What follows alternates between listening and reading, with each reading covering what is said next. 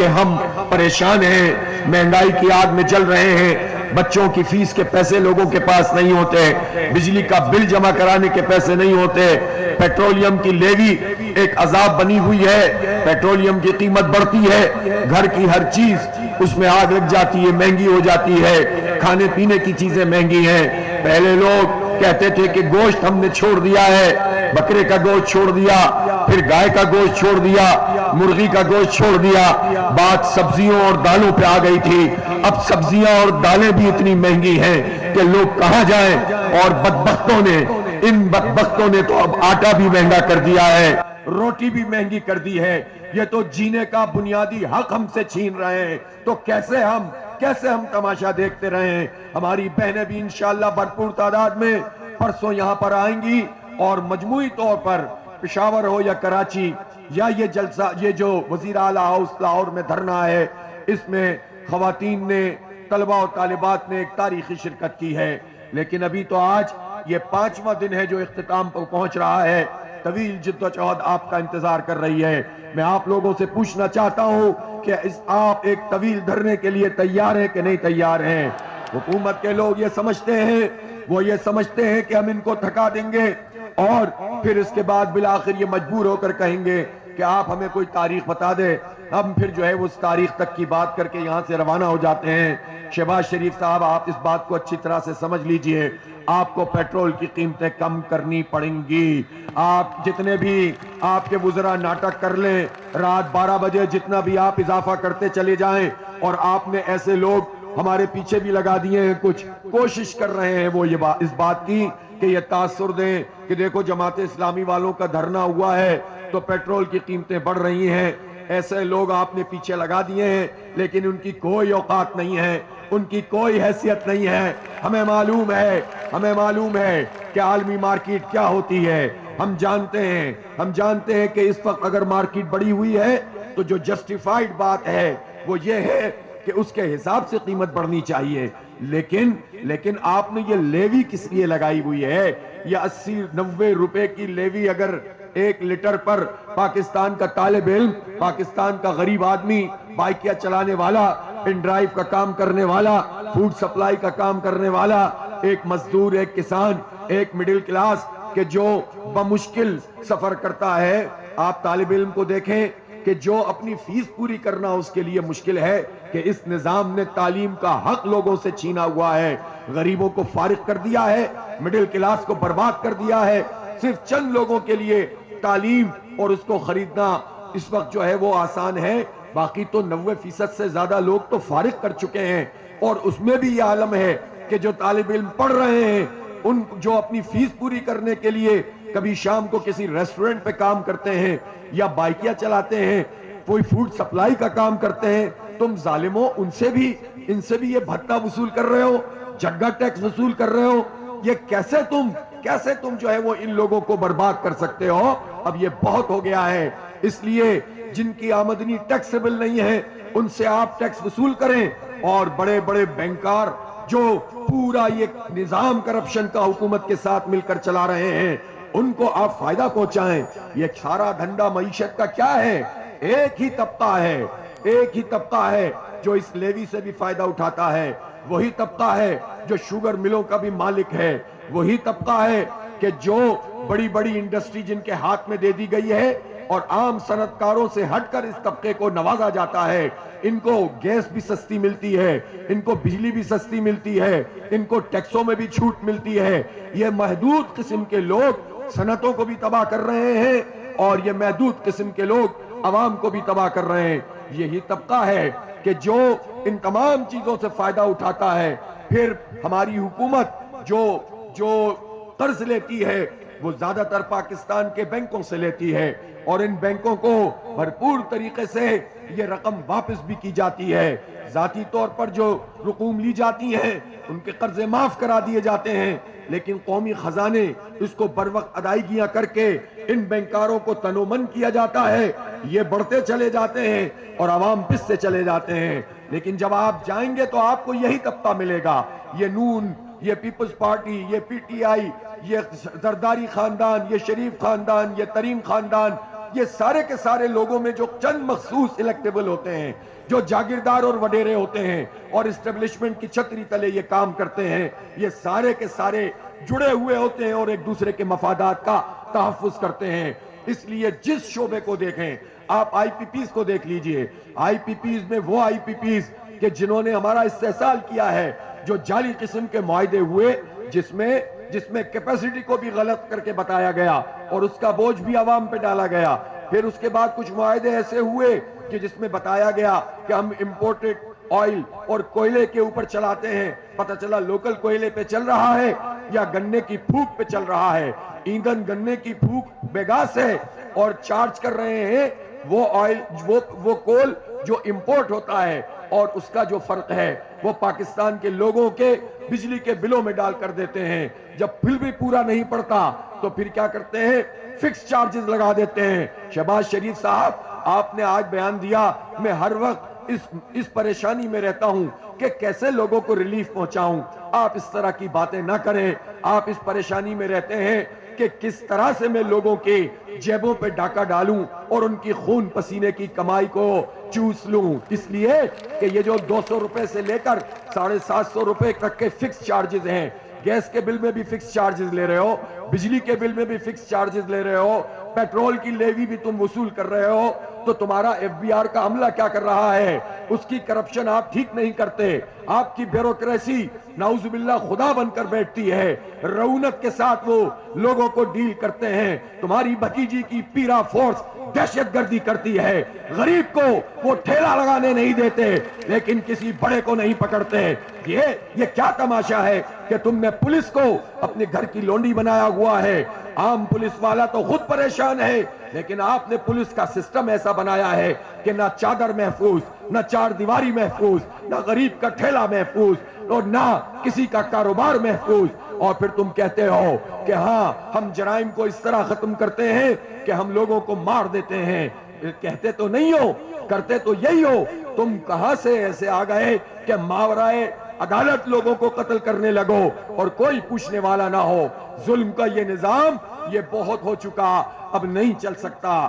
اس لیے ہم آپ سے کہتے ہیں کہ آپ فوری طور پر لوگوں کے ریلیف کا اعلان کریں۔ دیکھیں، کل آپ نے یہ کہا، آپ نے کہا کہ میں نے بھیجا ہے کراچی اور آئل ریفائنری سے بات کی جائے، اور پھر آئل ریفائنری سے بات بھی ہو گئی اور 30 روپے اور 32 روپے ڈیزل کی قیمت میں کمی بھی ہو گئی، لیکن ہمیں یہ تو بتائیں کہ یہ 30-32 روپے اضافی وصول کیسے کیے جا رہے تھے؟ انٹرنیشنل مارکیٹ کا دکھا کر لوکل مارکیٹ میں کام کر رہے تھے، اور جو پیسے تھے وہ زبردستی لوگوں سے وصول کر رہے تھے۔ ابھی تو ہم ڈیٹیل میں جا رہے ہیں تو نئے دروازے کھل رہے ہیں کہ کیسی کرپشن کا یہ نظام ہے جس پر یہ سارے لوگ مسلط ہیں۔ ان کو گرائے بغیر، اس نظام کو ہلائے بغیر، اس شجر خبیثہ کو جڑ سے اکھاڑے بغیر اصلاح نہیں ہو سکتی۔ لیکن ہم نے ظلم کی ان شکلوں کے خلاف اس احتجاجی تحریک کو منظم کرنا شروع کر دیا ہے۔ اس لیے مت سمجھو کہ جماعت اسلامی والے اب آئے ہیں دھرنا دیں گے اور چلے جائیں گے، یہ جانے کے لیے نہیں آئے ہیں۔ مجھے بتاؤ، تم لوگ تھکے تو نہیں ہو؟ بڑی جدوجہد کے لیے تیار ہو؟ اس لیے کہ آپ کو دوہرے چیلنجز کا سامنا ہے۔ ایک طرف ان دھرنوں کو بھی اسی طرح سے طاقتور بنانا ہے، نئے لوگوں کو اس میں شامل کرنا ہے، لیکن ظاہر ہے کہ ایسا تو نہیں ہو سکتا کہ سارے لوگوں کو ہم یہاں پر بٹھا دیں۔ اسی لیے ہم نے ایک زبردست قسم کی منصوبہ بندی کی ہے، اور وہ یہ ہے کہ کچھ لوگ یہاں پر آیا کریں گے اور لوگوں کو لایا کریں گے، لیکن باقی سارے لوگ اپنی بستیوں میں، اپنے چوکوں پہ، اپنے چوراہوں میں اس پیغام کو عام کریں گے۔ میں ذیشان اختر صاحب بھی موجود ہیں، جاوید قصوری صاحب بھی موجود ہیں۔ میں ان سے کہنا چاہتا ہوں کہ آپ نے بہترین طریقے سے، اور اسی طرح طارق سلیم صاحب نے پنجاب بھر میں بہترین منصوبہ بندی سے اس دھرنے کو بھی طاقتور بنایا ہے، اور خاص طور پر 7 تاریخ کو جس طرح آپ نے منظم طریقے سے شاہراہیں بند کی ہیں اور پرامن طریقے سے جدوجہد کی ہے، آپ کو اور آپ کی ٹیم کو سلام پیش کرتے ہیں۔ لیکن اس کے ساتھ ساتھ اب کرنا یہ ہے کہ جو اضلاع یہاں پر آپ بلائیں گے، جو اضلاع موجود نہیں ہوں گے، وہ معمول کے کام تو یقیناً کر رہے ہوں گے، لیکن ہمارے معمول کے کاموں میں اب رابطہ عوام کا کام ہے۔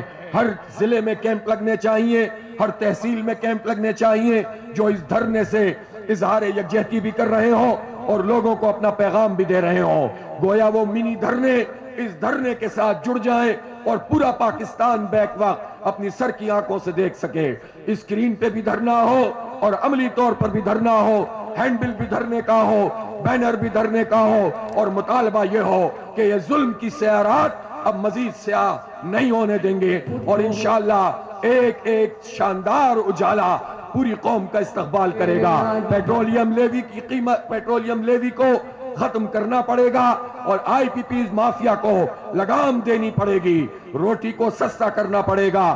یہی ہمارا پیغام ہے، اور ہم یہ چاہتے ہیں کہ یہ گلی گلی اور محلے محلے ایک مرتبہ پھر پھیلتا چلا جائے۔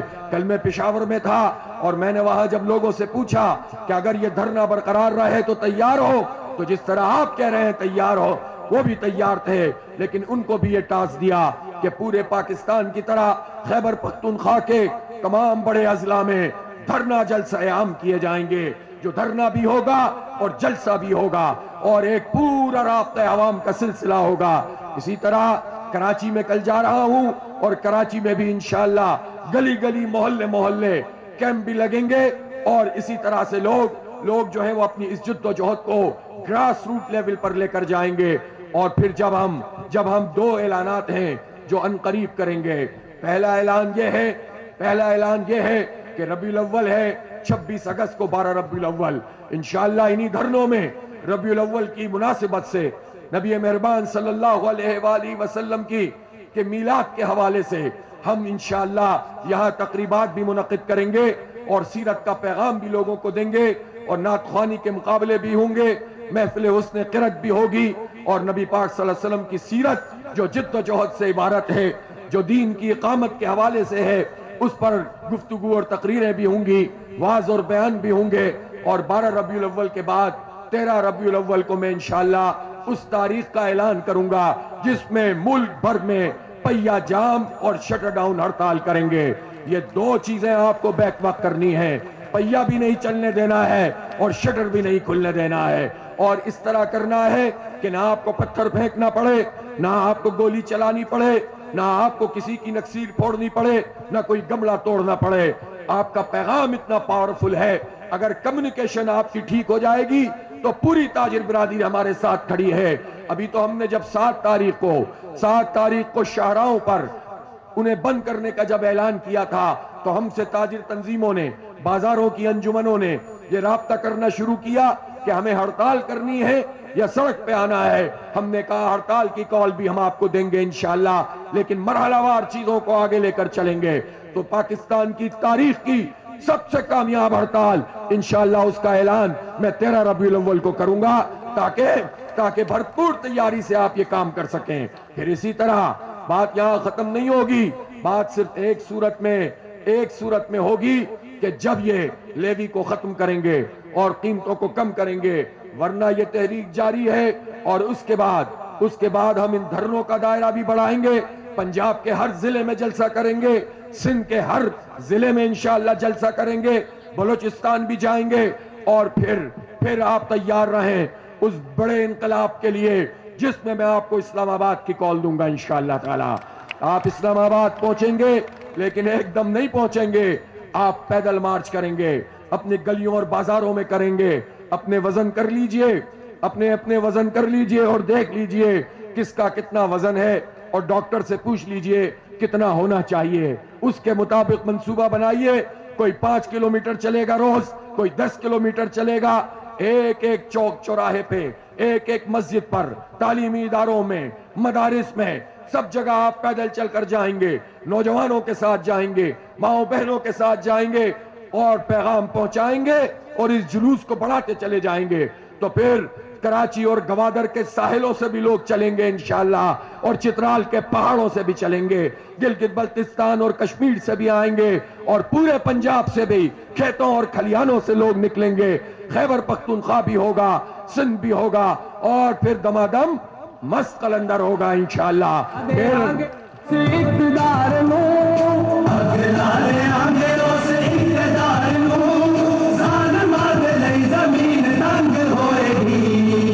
کو بانا منگ ہوئے گی، ظلم کے خلاف خود جنگ ہوئے گی، قوم دی کمائی ویچ کھان والے ہو، جھوٹی شان جھوٹی آن بان والے ہو، قرضے آندے جال وچ پھسان والے ہو، قرضے آندے جال وچ پھسان والے ہو، او سبب دے آگے عدل دنگل ہوئے گی، ہن کوئی مطالبہ نہ منگ ہوئے گی، ظلم کے خلاف خود جنگ۔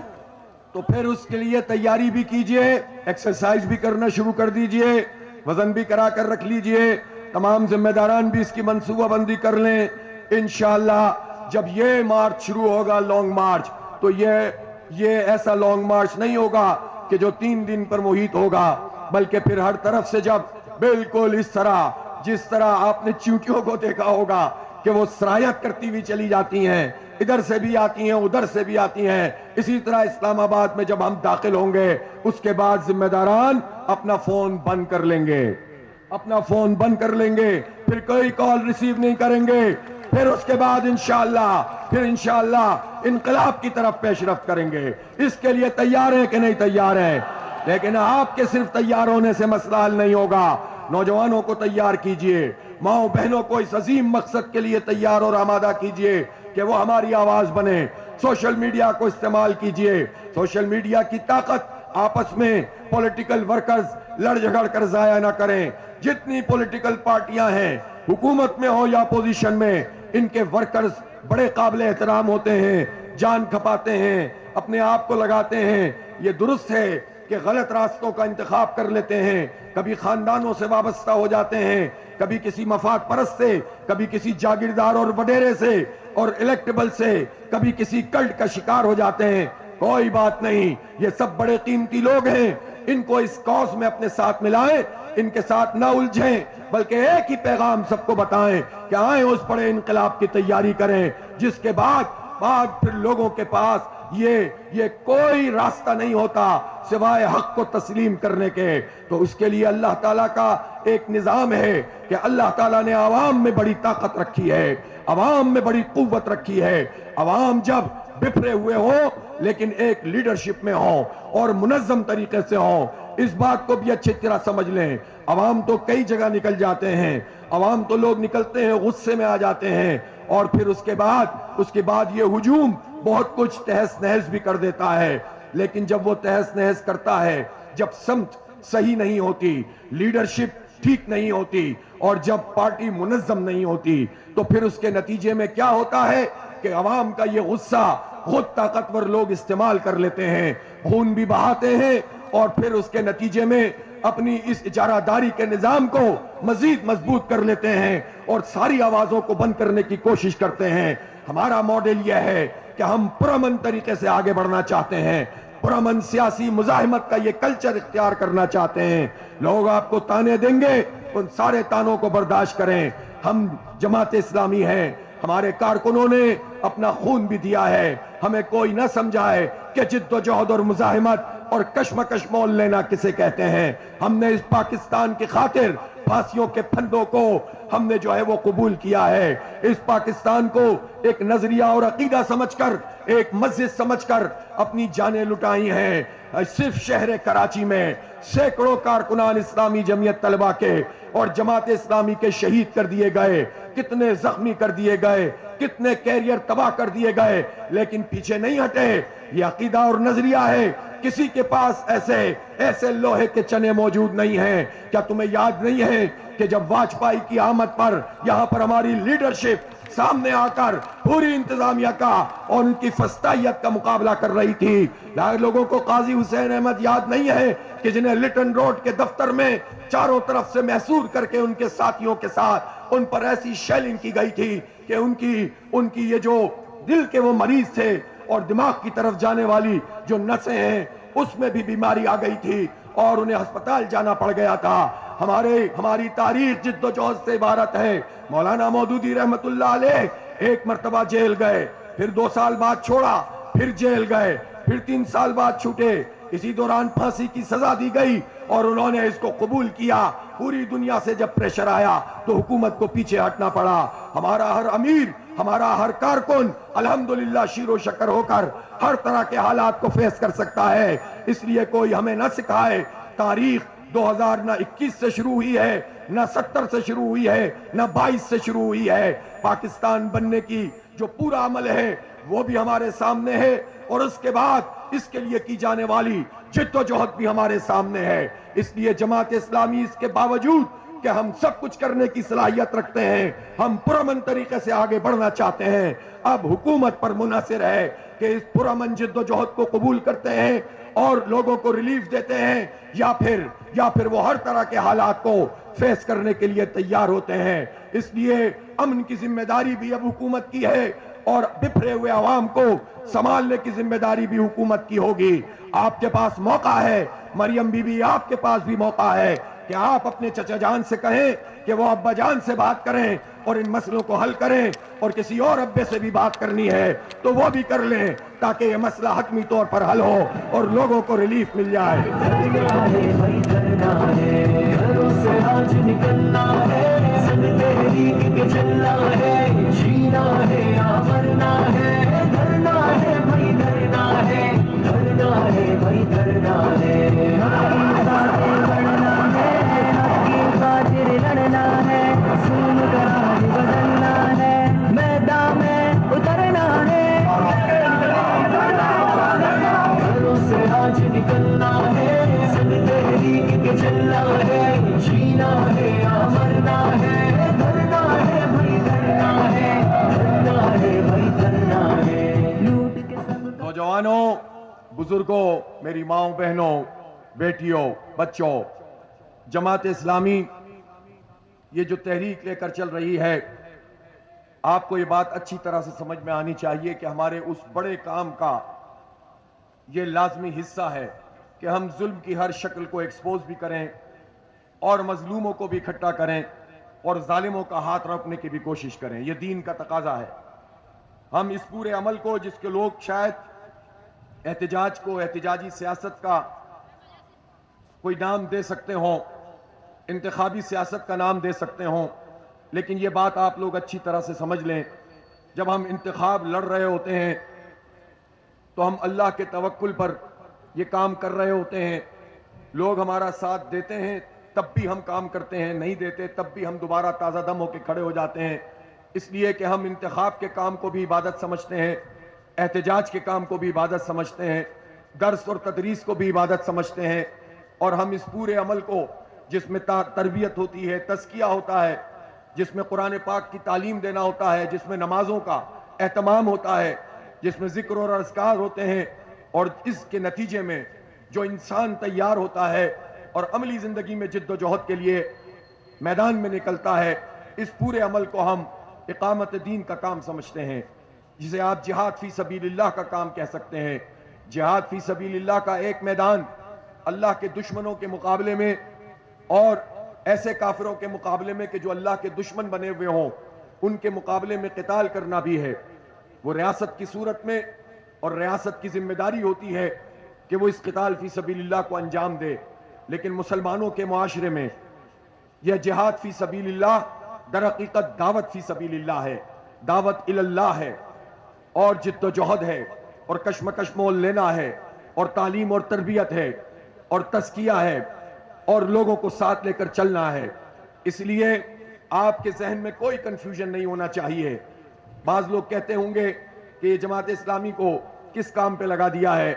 اچھا بھلا ہم درس اور تدریس کا کام کر رہے تھے، لیکن درس اور تدریس کا کام اگر کشمکش کے میدان میں نہ لے کر آئے تو وہ خود قیامت کے دن ہمارے لیے سوالیہ نشان بن جائے گا. یہ قرآن خود حجت بن جائے گا. پڑھتے بہت تھے، واز بہت کرتے تھے، نصیحتیں بہت کرتے تھے، ایک درس اس لیے کرتے تھے کہ اس سے بڑا درس کر لیا جائے، دوسرا درس اس لیے کرتے تھے کہ اس سے زیادہ درس کر لیے جائیں، لیکن یہ درس تمہیں جس چیز پر آمادہ کرتا ہے وہ کیوں نہیں کرتے تھے؟ اس نظام سے نفرت کیوں نہیں کرتے تھے؟ یہ جو غیر اللہ کی بندگی کا سسٹم ہے، جو انسانوں کے اوپر خدا بن گئے ہیں، جن لوگوں نے اپنی حاکمیت کو، اپنی ربوبیت کے اس نظام کو قائم کیا ہوا ہے کہ ہم ہی رزق کو تقسیم کریں گے، ہم ہی طے کریں گے کہ کس کو کتنا کھانا ملے گا، کس کو کتنی روٹی ملے گی. یہ انسان جنہوں نے یہ طے کر لیا ہے انفرادی طور پر یا اجتماعی طور پر یا اس نظام کی شکل میں کہ ہم طے کریں گے کہ کس کو کیسی تعلیم ملے گی. اچھی تعلیم کے لیے الگ لوگ ہوں گے, درمیانی تعلیم کے لیے مڈل کلاس لوگ ہوں گے اور اپر مڈل کلاس ہوں گے, اور ایسی تعلیم کہ جس سے کمپٹیشن سے ہم باہر آ جائیں وہ مڈل کلاس اور لوور مڈل ہوں گے, اور باقی انسانوں کو تو تعلیم سے فارغ ہی کر دیا جائے, اس لیے کہ غریبوں کا کیا حق ہے کہ ان کے بچے پڑھیں. ان کو تو بھٹے کے مزدور بن کر زندگی گزارنی ہے یا چودھری کا مزارہ بن کے زندگی گزارنی ہے, یا ان زمینی خداؤں کے ماتحت رہ کر اپنے لیے تھوڑی تھوڑی سی فریادیں کر کے زندگی گزارنی ہے. غریبوں کا یہ حق تو یہ حکمران طبقہ ختم کر چکا ہے کہ وہ عزت سے رہیں, آگے بڑھیں, انہیں علاج کی سہولت ملے, انہیں تعلیم کی سہولت ملے. یہ جاگیردارانہ نظام, یہ وڈیرا شاہی کا نظام, یہ انگریز کی بنائے ہوئے مائنڈ سیٹ کی بیوروکریسی, سول اور ملٹری کا نظام یہ ڈیلیور بھی نہیں کر سکا, اور اس نے اس طبقاتی کشمکش کو مزید بڑھا دیا ہے. اس لیے نوجوانوں, اس لیے جماعت اسلامی کے کارکنوں سے خاص طور پر کہہ رہا ہوں, ایک نوجوان کو یہ پیغام پہنچاؤ کہ جماعت اسلامی دین کا وہ تصور رکھتی ہے جو کہ دین کو ہم نظام سمجھتے ہیں, ایسا نظام جس میں بالادستی اللہ کی ہوگی اور بندوں کے ذریعے سے ایک سسٹم قائم کیا جائے گا, لوگوں کی رائے کو ہموار کر کے کیا جائے گا, اور انسان حکومت تو کریں گے, اصل حکومت اللہ کی ہوگی, اور جو حکومت اللہ کی ہوتی ہے وہ عدل پر مشتمل ہوتی ہے, وہ حکومت مشاورت پر مشتمل ہوتی ہے, حق کے حکمرانی لوگوں کو دیتی ہے, لوگوں کو برابر کی اپرچونٹیز دیتی ہے. ایسا نہیں ہوتا کہ اسلام کا نظام قائم ہو جائے تو اس میں غریب ختم ہو جائیں گے, امیر ختم ہو جائیں گے اور مڈل کلاس لوگ ختم ہو جائیں گے. لوگ رہتے ہیں, درمیانے درجے کے بھی رہتے ہیں, غریب بھی رہتے ہیں, متمول بھی رہتے ہیں, لیکن غریب کی غربت کی وجہ سے اس سے تعلیم کا حق نہیں چھینا جائے گا, کمپٹیشن سے اس کو نہیں نکالا جائے گا, سب کو برابر کا موقع ملے گا, سب کو ایک جیسی تعلیم ملے گی, ایک ہی معیار کی تعلیم ملے گی. یہ نہیں ہے کہ آپ دیکھیں تو صحیح, صرف اس صوبہ پنجاب میں 1,20,00,000 بچے ایسے ہیں جن کی عمریں 5 سے 16 سال ہیں اور وہ اسکول نہیں جا رہے. میں پوچھنا چاہتا ہوں کہاں ہے وزیر اعلیٰ صاحبہ کا, اس طرف ہے کہیں جو ان کا آفس ہے. تو وزیر اعلیٰ صاحبہ, آپ کے چچا, آپ کے والد محترم اور کچھ عرصے کے لیے آپ کے کزن, آپ تو 40-45 سال سے صوبے پہ موجود ہیں, اور آپ نے یہ حال کیا ہوا ہے کہ آپ ایسا نظام تعلیمی نہیں بنا سکے. یہ ڈرامے تو بہت ہم نے دیکھے, دانش اسکولوں کے اور اب نواز شریف اسکولوں کے ڈرامے, لیکن آپ نے 1,20,00,000 بچوں کو تو یہ حق بھی نہیں دیا ہوا کہ وہ اسکول میں جائیں. پھر جو اسکول جا رہے ہیں سرکار میں, ان سے آپ وہ فیسلٹی بھی چھین رہے ہیں. 11,000 اسکول آپ نے آؤٹ سورس کر دیے, مزید 14,000 کرنے جا رہی ہیں. کس لیے؟ اگر آپ اسکول نہیں چلا سکتی تو آپ اس منصب پر کیوں بیٹھی ہوئی ہیں؟ اور یہی سوال چاروں صوبوں کے وزرائے اعلیٰ سے ہے کہ جو سرکار اپنے سرکاری اسکول نہیں چلا سکے وہ نااہل ترین سرکار ہے, وہ بدترین سرکار ہے, وہ بدترین گورننس کا نظام ہے جو اپنے قوم کے بچوں کو سرکاری اسکولوں میں معیاری تعلیم نہیں دے سکے. لیکن لوگوں سے تو شعور ہی چھین لیا گیا ہے. لوگوں سے یہ کہا گیا کوئی بات نہیں, سرکار میں تعلیم نہیں ملتی, پرائیویٹ ادارہ کھول لو, وہاں پر تعلیم دینا شروع کر دو, اور اگر سرکار بیچ رہی ہو تو آ جاؤ تم بھی خرید لو اور تم بھی جو ہے وہ اس میں ہاتھ دھو لو. ہاں, کچھ یہ تو اچھا ہو سکتا ہے کہ آپ کہیں کہ کسی چور اچکے کے پاس جائے تو ہم اس کو چلا دیں, لیکن ایسے کام کر کے یہ نظام اپنی نااہلی کو چھپاتا ہے, اپنی کرپشن کو چھپاتا ہے, اپنی لوٹ مار کو چھپاتا ہے, اور بد انتظامی کو چھپاتا ہے, اور چند لوگوں کو نواز کر یا انہیں لولی پاپ دے کر اس پورے نظام پر ایک طبقے کی اجارہ داری کو قائم کر دیتا ہے. اس لیے جماعت اسلامی نے یہ فیصلہ کیا ہے کہ اب اس کا کوئی ادارہ جو تعلیمی ہوگا وہ ان صوبائی حکومتوں کے اس 2 نمبر کام میں شریک نہیں ہوگا. اور ہم یہ چاہتے ہیں کہ ہر سرکاری اسکول اس معیار کا ہو کہ پرائیویٹ اسکول سے اس کا مقابلہ کیا جا سکے. یہ نہیں کر سکتے تو انہیں پیچھے ہٹنا پڑے گا. ہماری یہ تحریک محض یہ نہیں ہے کہ آج ہم نے ایک مسئلے کو ایڈریس کیا ہے, اب ہر مسئلے کو ایڈریس کریں گے انشاءاللہ. علاج کی سہولت دینے کے بجائے آپ کہیں کہ بیسک ہیلتھ یونٹ تو ہمارے اوپر بوجھ ہیں اور اٹھا کر آپ لوگوں کے حوالے کر دیں, نام بس مریم نواز رکھ دو, باقی جو ہے وہ ہمیں کوئی غرض نہیں ہے کہ لوگوں کو ان سے سہولت مل رہی ہے یا نہیں مل رہی ہے, یہ بھی نہیں چلے گا. حتیٰ کہ ٹی بی تک کے جو ادارے تھے بنیادی جس میں لوگوں کو ریلیف مل جاتا تھا وہ بھی آؤٹ سورس کر رہے ہیں، کالج آؤٹ سورس کرنے جا رہے ہیں، یونیورسٹیوں کو گرانٹ نہیں دے رہے. تو بھائی یہ کیا گورننس ہے؟ اسی طرح سے کسانوں سے جینے کا حق چھین رہے ہیں. اب یہ آئی ایم ایف کا بہانہ بنا کر یہ کہتے ہیں کہ ہم زرعی ٹیکس لگائیں گے. یہ تو ہمارا بھی مطالبہ ہے، لیکن ہمارا مطالبہ کیا ہے؟ وہ یہ کہ جن کی سینکڑوں مربع زمین ہے، وہ جو 1.2% لوگ ہیں جن کے پاس پاکستان کی زمینوں کا 32% ہے کلٹیویٹڈ لینڈ کا، اور وہ جو 4% لوگ ہیں جن کے پاس 60% سے زیادہ رقبے موجود ہیں، آپ ان پہ ٹیکس کیوں نہیں لگاتے؟ اس پہ ٹیکس نہیں لگاتے اس لیے کہ وہ تو خود ہیں، وہ تو آپ کے حالی موالی ہیں. وہ تو زرداری خاندان اور اس کے 40 وڈیرے ہیں. وہ تو نواز شریف خاندان اور اس کے حالی موالی الیکٹیبل ہیں. وہ تو اسی طرح سے وہ لوگ ہیں جو ہر پارٹی کے اندر موجود ہوتے ہیں. ان پر ٹیکس نہیں لگتا. تنخواہ دار آدمی 700 ارب روپے کا ٹیکس دیتا ہے. عام آدمی پیٹرول پر ہر لیٹر پر آپ کو 130 روپے دیتا ہے. ہر عام آدمی سے آپ لوٹ مار کرتے ہیں. تو یہ جو پورا ظلم کا اور فساد کا نظام ہے، اس کے نتیجے میں کیا ہوتا ہے؟ یہ نظام چور پیدا کرتا ہے، یہ نظام ڈاکو پیدا کرتا ہے، یہ نظام منشیات کا عادی پیدا کرتا ہے، یہ نظام خودکشیاں کرنے والا پیدا کرتا ہے، یہ نظام مجرم بنانے کی فیکٹری بنتا ہے، اور یہی نظام دہشت گرد بھی پیدا کرتا ہے. اس لیے کہ مافیاز کو اسی طرح کے لوگ مل جاتے ہیں جو اس نظام کے ستائے ہوئے ہوتے ہیں. اس لیے ہم 25 کروڑ انسانوں کو ان چند لوگوں کے رحم و کرم پہ نہیں چھوڑ سکتے.